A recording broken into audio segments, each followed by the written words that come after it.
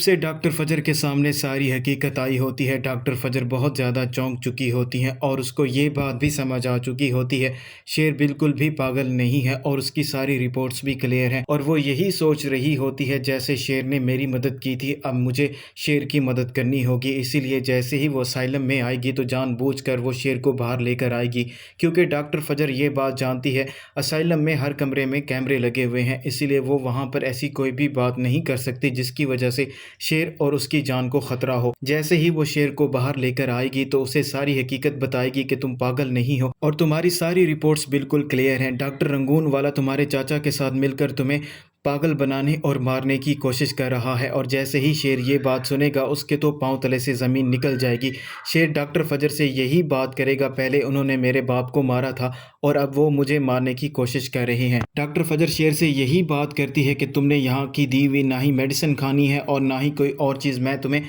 हर चीज़ ला कर दूंगी, अगर तुम यहाँ की दवाई खाते रहे तो तुम्हारा यही हाल होगा। तो शेर डॉक्टर फजर से कहता है कि मैं उनकी दी हुई कोई भी चीज़ नहीं खाऊंगा। और शेर डॉक्टर फजर से ये बात भी करता है कि एक एक करके मुझे मेरे सारे रिश्ते अकेला छोड़कर जा चुके हैं, अब देखना यह है कि तुम मेरा साथ कब छोड़कर जाती हो। तो डॉक्टर फजर शेर से यही बात करेगी, तुम्हें टेंशन लेने की ज़रूरत नहीं है, तुम मेरे मोहसिन हो और मैं हमेशा तुम्हारा साथ दूंगी और मैं तुम्हारा साथ कभी भी छोड़कर नहीं जाऊंगी। डॉक्टर फजर अपनी तरफ से पूरी कोशिश कर रही होती है शेर को किसी किस्म की वहाँ की कोई भी मेडिसिन ना खानी पड़े, इसीलिए वो खुद ही शेर को मेडिसिन देने के लिए आती हैं और शेर को इशारे से कह देती है कि तुमने खा ली है लेकिन तुमने ये मेडिसिन नहीं खानी। और शेर वैसा ही करता है जैसा डॉक्टर फजर ने उसे करने के लिए कहा होता है और शेर बार बार डॉक्टर फजर से यही बात कर रहा होता है कि तुम ही मुझे यहाँ से निकाल सकती हो, अगर तुमने मुझे यहाँ से नहीं निकाला तो ये लोग मेरी जान ले लेंगे। तो डॉक्टर फजर शेर को यकीन दहानी करवाती है और उसे यही बात करती है, तुम्हें टेंशन लेने की ज़रूरत नहीं है,